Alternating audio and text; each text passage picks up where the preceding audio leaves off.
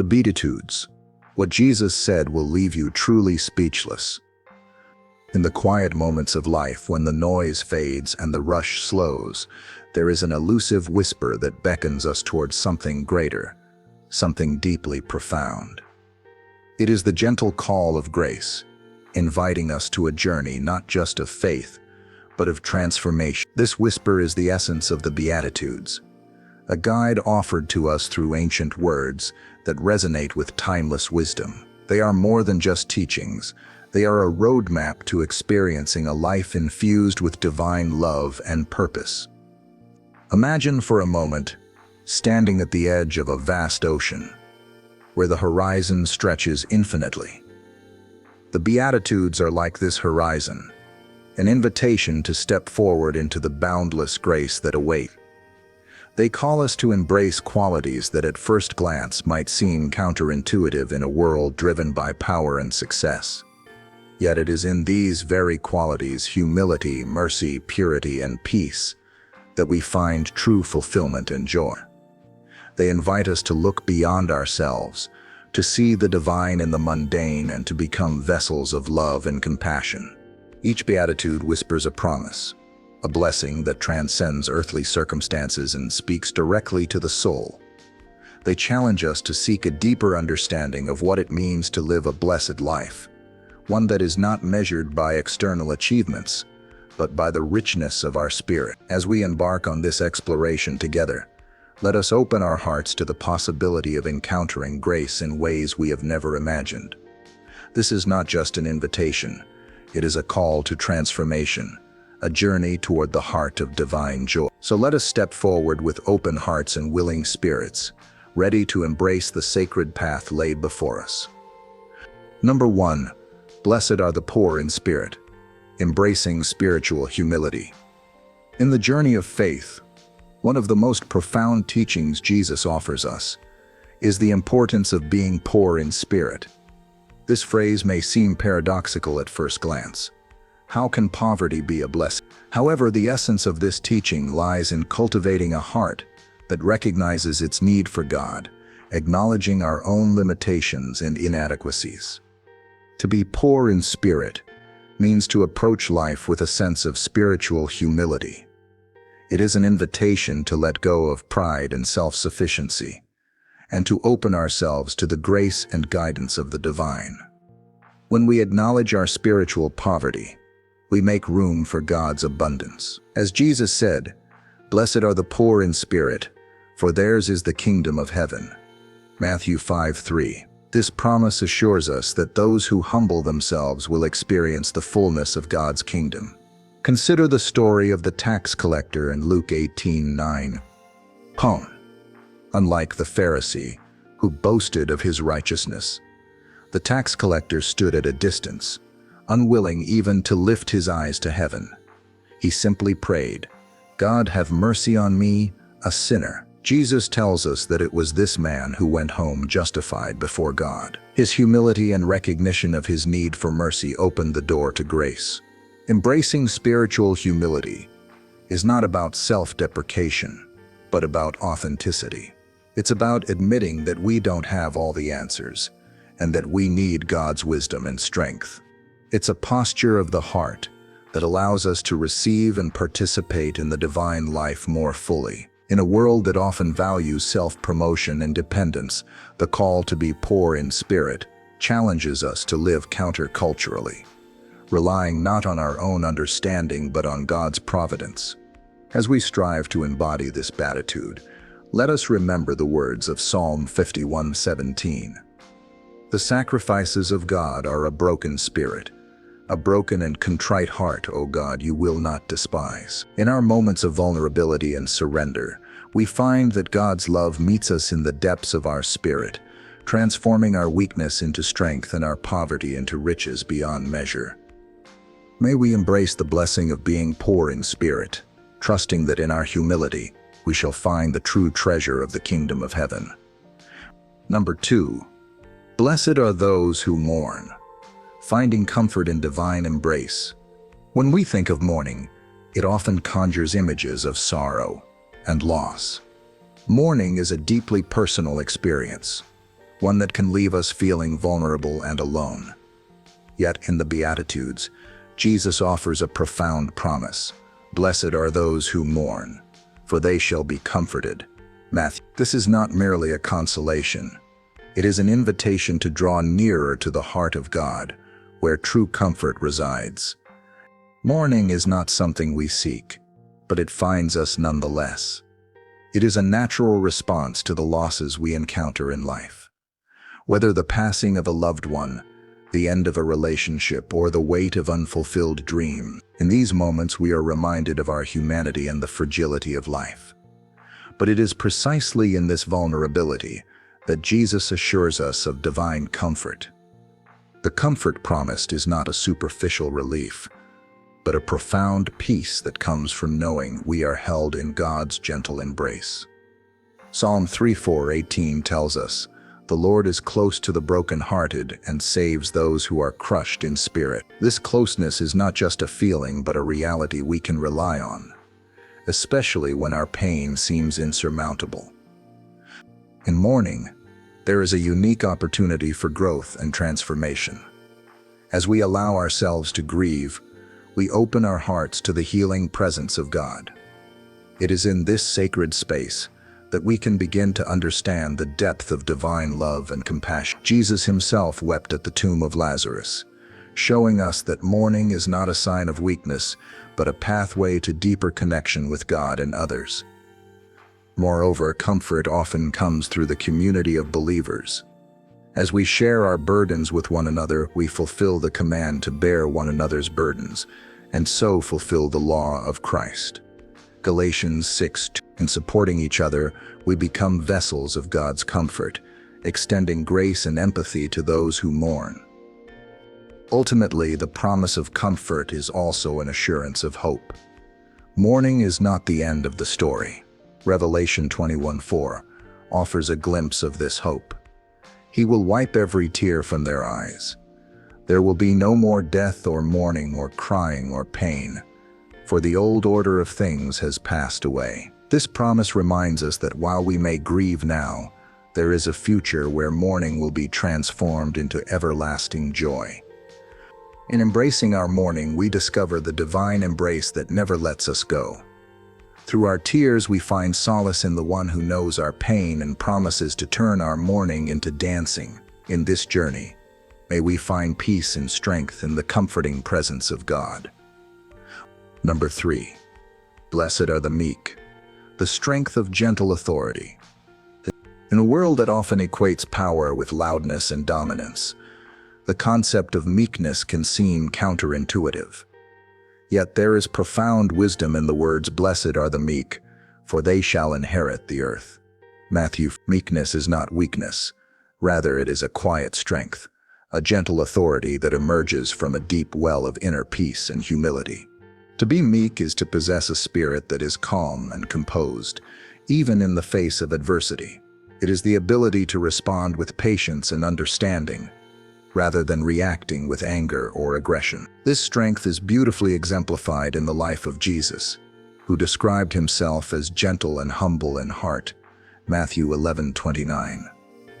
Despite having the power to command legions, he chose the path of compassion, healing, and forgiveness. Consider Moses, another example of meekness. Described as very humble, more than all men who were on the face of the earth. Numbers 12:3. Moses led the Israelites with a balance of firmness and gentleness. His authority was not derived from force, but from a deep connection with God and a commitment to serve his people. Meekness invites us to trust in a power greater than ourselves. It allows us to let go of the need to control every situation, and instead to surrender to divine guidance.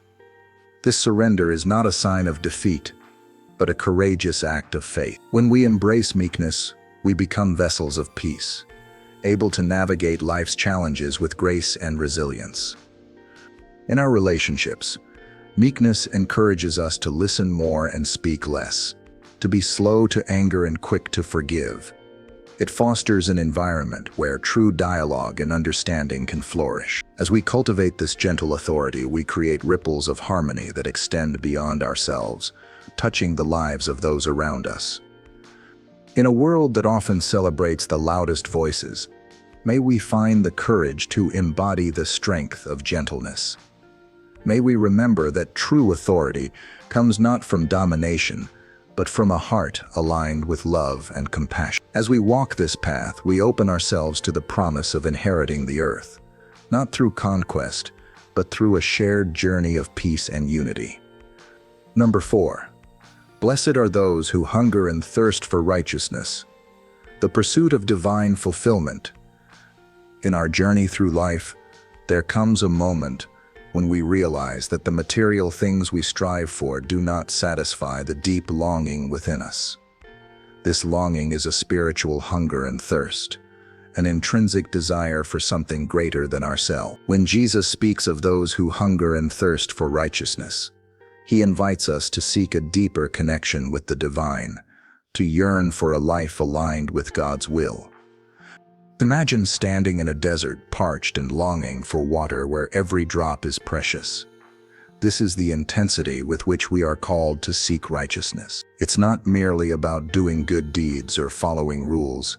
It's about seeking God's presence and allowing His righteousness to fill our hearts and transform our lives. Psalm 42:1 beautifully captures this sentiment. As the deer pants for streams of water, so my soul pants for you, my God. The pursuit of righteousness is an invitation to live a life of integrity, justice, and love, reflecting the nature of God. It is about letting go of selfish desires and embracing a life of service and compassion. As we hunger and thirst for righteousness, we open ourselves to the transformative work of the Holy Spirit, who guides us towards becoming more like Christ. In this pursuit, we are reminded of Matthew 6:33, where Jesus encourages us to seek first His kingdom and His righteousness, and all these things will be given to you as well. This promise assures us that when our hearts are set on God's righteousness, everything else falls into its rightful place. Moreover, the promise attached to this beatitude is profound. Those who hunger and thirst for righteousness will be filled. This filling is not temporary or superficial. It is a deep, abiding sense of fulfillment that comes from living in harmony with God's purposes. It is the satisfaction of knowing that our lives are making a difference, that we are part of something eternally significant. As we embrace this call, let us remember that our pursuit of righteousness is not a solitary journey. We are part of a community of believers, each striving to live out this beatitude in our unique contexts. Together, we can support and encourage one another, holding each other accountable and lifting each other up in prayer.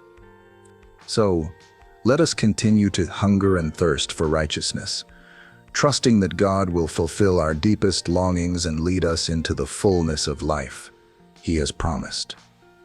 In this pursuit, may we find not only divine fulfillment, but also become instruments of God's love and justice in the world. Number 5. Blessed are the merciful, the healing power of forgiveness. As we explore the depth of mercy, we are invited to reflect on the words of Jesus in the Beatitudes, where He declares, "Blessed are the merciful, for they shall obtain mercy." Mercy is a profound expression of love and compassion, a gentle balm that soothes wounds and mends broken hearts. It is the act of extending forgiveness, not just once, but repeatedly, reflecting the boundless grace we receive from God. In our journey through life, we encounter moments of hurt and betrayal, both as the wounded and as the one who wounds. It is in these moments that mercy becomes a transformative force. To forgive is to release the burden of anger and resentment, allowing healing to begin. Mercy empowers us to see beyond the faults and failures of others, recognizing the shared humanity in each of us. Consider the parable of the unforgiving servant in Matthew 18:21-35. When Peter asked Jesus how many times he should forgive someone who sins against him, Jesus replied, "I tell you, not 7 times, but 77. This parable illustrates the infinite nature of mercy and the expectation that we, as recipients of divine forgiveness, extend the same grace to others. Mercy is not a sign of weakness, but a testament to the strength found in love and understanding. It is the courage to look past the immediate pain and see the potential for transformation and reconciliation. When we are merciful, we create space for healing to take root, both within ourselves and in those around us. In practicing mercy, we align ourselves with the heart of God, who is rich in mercy. Ephesians 2:4. We become conduits of His love, reflecting His light into a world in desperate need of compassion. Mercy opens our hearts to the suffering of others and prompts us to act with kindness and empathy. As we embrace mercy, we are reminded of the promise that accompanies it. Those who are merciful shall receive mercy. It is a divine reciprocity, a reminder that the love and forgiveness we give will return to us in abundance. Mercy, then, is not just a call to action, but a pathway to experiencing the fullness of God's grace in our lives. In every act of forgiveness, we experience a glimpse of the divine, a whisper of heaven that invites us to live as vessels of mercy and love. Let us walk this path with open hearts, knowing that in our mercy, we draw closer to the heart of God and reflect His healing power to the world. Number 6. Blessed are the pure in heart. Seeing the divine in everyday life. When we think about purity of heart, we might imagine something unattainable, a state of being free from all blemish or imperfection. However, the journey to pureness of heart is not about achieving perfection, but rather about striving for sincerity and authenticity in our relationship with the divine and with others. It is about seeking a heart that is open, honest, and aligned with the love and truth that God offers us. In Matthew 5:8, Jesus tells us, "Blessed are the pure in heart, for they shall see God." This promise is profound. It suggests that when our hearts are pure, we are granted the vision to perceive the divine presence in the world around us. The pure in heart are those who look beyond the surface, beyond the distractions and noise of everyday life, and find the beauty and grace that God has woven into the fabric of our existence. To cultivate purity of heart, we must be willing to examine our intentions and desires. It's about seeking God with a genuine yearning, not out of obligation or fear, but out of love and a true desire to know Him. In Psalm 24:3-4 it is written, "Who may ascend the mountain of the Lord? Who may stand in His holy place? The one who has clean hands and a pure heart, who does not trust in an idol or swear by a false god." This passage reminds us that purity of heart involves integrity and truthfulness in our relationship with God. Seeing the divine in everyday life requires a shift in perspective. It means looking for God's fingerprints in the ordinary moments, in the smile of a stranger, the beauty of nature, or the quiet moments of prayer and reflection. It is about recognizing that God is present in both the monumental and the mundane, and that each moment is an opportunity to encounter His love and grace. The journey to a pure heart is ongoing. It involves continuous growth, reflection, and a willingness to let go of what doesn't serve our spiritual well-being. As we strive for purity, we become more attuned to the divine whispers that guide us, and we begin to see the world through the lens of love and compassion. May we all seek to purify our hearts so that we can truly see and experience the divine in our lives. Number 7. Blessed are the peacemakers, the call to be instruments of peace. In a world often marked by division and discord, the call to be a peacemaker resonates with profound significance. To be a peacemaker is to stand in the gap, to bridge divides, and to sow seeds of harmony where there is strife. It's a calling that requires courage, patience, and above all, love. It's a calling that requires courage, patience, and above all, love. Peacemakers are those who embody the spirit of reconciliation. They understand that peace is not merely the absence of conflict, but the presence of justice, compassion, and understanding. As Jesus said in Matthew 5:9, "Blessed are the peacemakers, for they will be called children of God." This blessing is a testament to the divine nature of the work of peacemaking. It's a reflection of God's own heart, which desires peace for all creation. Being a peacemaker means actively pursuing peace, not passively waiting for it to happen. It involves listening deeply, speaking truthfully, and acting with integrity. It means being willing to lay down one's own pride and prejudices to create spaces where healing and reconciliation can occur. As Paul writes in Romans 12:18, "If it is possible, as far as it depends on you, live at peace with everyone." This verse reminds us that peace is an active pursuit, something we strive for with all our might. The work of peacemaking can be challenging, especially in situations where hurt and anger run deep. Yet it's in these very moments that peacemakers shine the brightest. Their work is a testament to the transformative power of grace and forgiveness. By embodying peace, peacemakers reflect the light of Christ in the darkest corners of the world, offering hope where there seems to be none. Peacemakers are often misunderstood or even opposed, yet they persist because they are driven by a higher calling. They know that the peace they seek is not just a temporary truce, but a lasting harmony-rooted love. As James 3:18 reminds us, peacemakers who sow in peace reap a harvest of righteousness. This promise is a powerful reminder that their efforts are not in vain. They are part of a divine tapestry that weaves together the threads of justice and mercy into a beautiful garment of peace. As we reflect on the call to be peacemakers, let us consider how we can embody this beatitude in our own lives. How can we be instruments of peace in our families, communities, and the wider world? How can we let the peace of Christ rule in our hearts, guiding our words and actions? In answering these questions, we embark on a journey that not only transforms us but also the world around us. Conclusion: embracing the Beatitudes as a journey to divine transformation.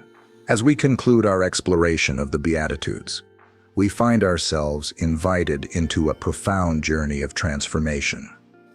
These teachings, delivered by Jesus during the Sermon on the Mount, offer not just a series of blessings, but a roadmap to spiritual awakening and eternal joy. Each Beatitude challenges us to look beyond worldly values and embrace a deeper, divine perspective. The Beatitudes call us to cultivate humility, compassion, and righteousness, guiding us towards a life that mirrors the heart of Christ. Blessed are the poor in spirit, for theirs is the kingdom of heaven.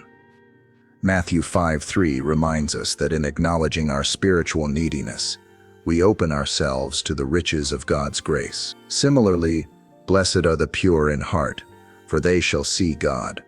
Matthew 5:8 encourages us to strive for inner purity, allowing us to perceive the divine in the world around us. Each beatitude is a stepping stone on the path to becoming more Christ-like, leading us to embody mercy, seek peace, and hunger for righteousness. By doing so, we not only transform ourselves but also become agents of change in the world, reflecting God's love and compassion. The journey of living out the Beatitudes is not without its challenges. Yet it is through these challenges that we grow closer to God, finding comfort and strength in His promises. As we seek to live according to these divine principles, we are assured of God's presence and blessing. Blessed are those who mourn, for they shall be comforted. Matthew. This comfort is not just in times of personal loss, but in the assurance that God walks with us through every trial and triumph. In embracing the Beatitudes, we embark on a journey of faith that transforms us from within, allowing us to shine as beacons of hope and love in a world desperately in need of both. Our lives become testimonies to the transformative power of God's grace, inviting others to discover the same peace and joy we have found. May we continually strive to live out these teachings, confident in the promise that those who follow the path of the Beatitudes are truly blessed. Let us remember the words of Jesus, "Rejoice and be glad, for your reward is great in heaven." Matthew 5. With hearts open to divine transformation, we embrace this journey, knowing it leads to eternal joy and fulfillment.